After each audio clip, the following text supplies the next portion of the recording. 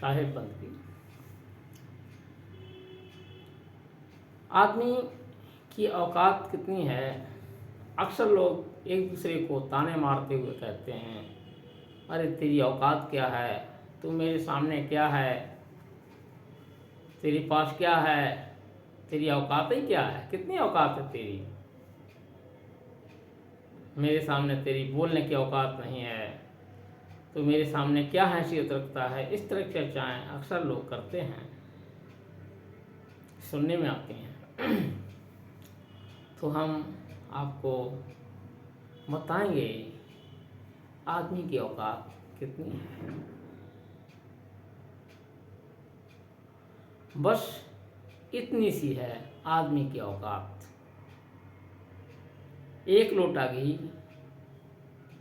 एक माचिस की तीली, थोड़ी सी लकड़ी और थोड़ी देर में मुट्ठी भर राख। बस इतनी सी है आदमी की औकात। बस इतनी सी है आदमी की औकात। बूढ़ा बाप, एक बूढ़ा बाप रात मर गया। एक बूढ़ा बाप रात मर गया। सारी दौलत, सारी संपत्ति बेटों के नाम कर गया। एक बूढ़ा बाप रात मर गया। सारी दौलत, सारी संपत्ति बेटों के नाम कर गया।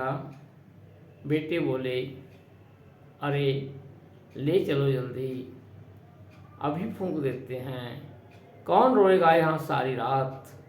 बस इतनी सी है आदमी की औकात। एक लोटा घी, एक माचिस तीली, थोड़ी सी लकड़ी और थोड़ी देर में मुट्ठी भर राख। बस इतनी सी है आदमी की औकात। बेटे ने माता पिता के फोटो फ्रेम मढ़वाए और पत्नी ने स्टोर रूम में टंगवाए। अब कौन करेगा जाले साफ? अब कौन करेगा जाले साफ? बस इतनी सी है आदमी की औकात। बेटे ने माता पिता के फोटो फ्रेम बनवाए, पत्नी ने सब उठा के स्टोर रूम में टंगवाए। अब कौन करेगा उनके जाले साफ? बस इतनी सी है आदमी की औकात। एक लोटा घी, एक माचिस तीली, थोड़ी लकड़ी और थोड़ी देर में मुट्ठी भर राख। बस इतनी सी है आदमी की औकात। पैसा बैंकों में पड़ा होगा, जो कमाया जाता है बैंकों में रखते हैं लोग। पैसा बैंकों में पड़ा होगा, आदमी हाथ जोड़े खड़ा होगा, पत्नी तिजोरी के पास खड़ी होगी।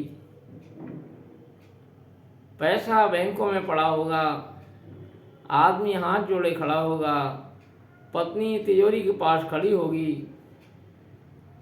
सारे जीवन करता रहा धन धन धन, आज हो गया निर्धन। क्या लेके जा रहा है? आज हो गया निर्धन। पैसा बैंकों में पड़ा होगा, आदमी हाथ जोड़े खड़ा होगा, पत्नी तिजोरी के पास खड़ी होगी। सारी जिंदगी करता रहा धन धन धन, आज हो गया निर्धन। बस इतनी सी है आदमी की औकात। कितना ही जोड़ दो, कितना ही कमा लो, ये घर वाले 2 गज कफन उड़ाकर तुम्हारा सारा डेरा, सारा पैसा सब कुछ छीन लेंगे और वो कफन भी तुम्हारे साथ जाने वाला नहीं है। लकड़ी और घी ये भी साथ जाने वाला नहीं। तो कहा है, एक लोटा घी, एक माचिस तीली, थोड़ी सी लकड़ी और थोड़ी देर में मुट्ठी भर राख। इतनी सी है आदमी की औकात। शमशान में जाके सबकी शान समान हो जाती है, इसीलिए उसका नाम शमशान है। राजा हो, रंक हो, कोई भी हो, शमशान में जाके सबकी शान बराबर हो जाती है, सब जमीन में आ जाते हैं और सबको मुट्ठी भर राख ही बनना पड़ता है। इसलिए अहंकार की कोई गुंजाइश नहीं है, ना शरीर की ना पैसे की। शरीर मुट्ठी भर राख में परिवर्तित हो जाएगा। पैसा सब यहाँ के रहने वाले जो बचेंगे वही इस्तेमाल करेंगे, साथ में कुछ नहीं जाएगा। इसलिए झूठ छल कपट बेईमानी मिलावटखोरी रिश्वतखोरी ये करके हम अपना कर्म बिगाड़ते हैं।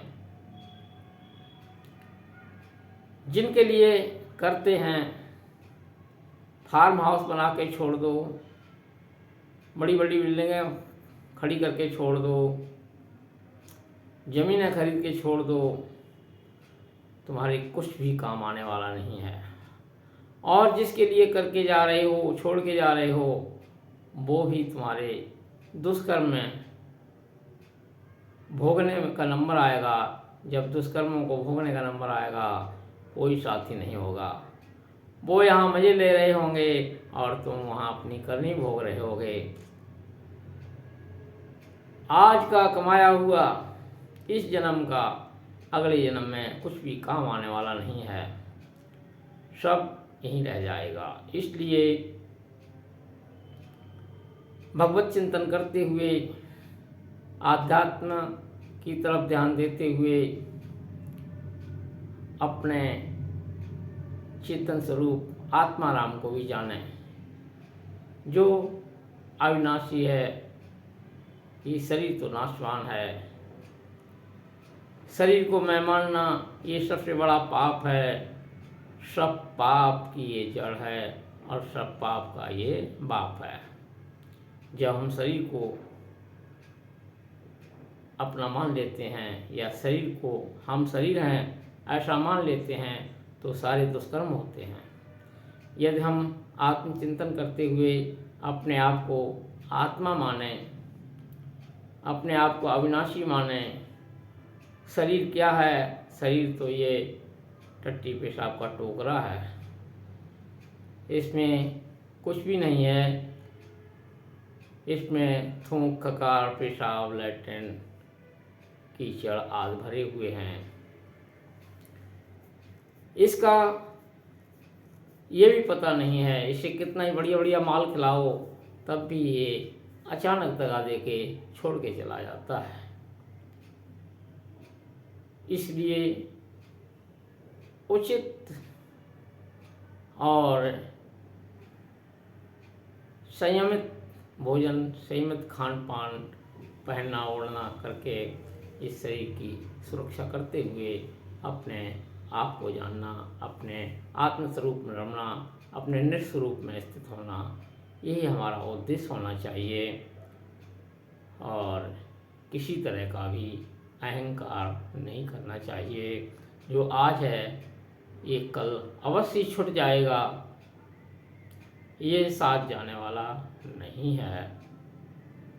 बस इतनी सी है आदमी की औकात, एक लोटा घी, एक माचिस तीली, थोड़ी लकड़ी और थोड़ी देर में मुट्ठी भर राख।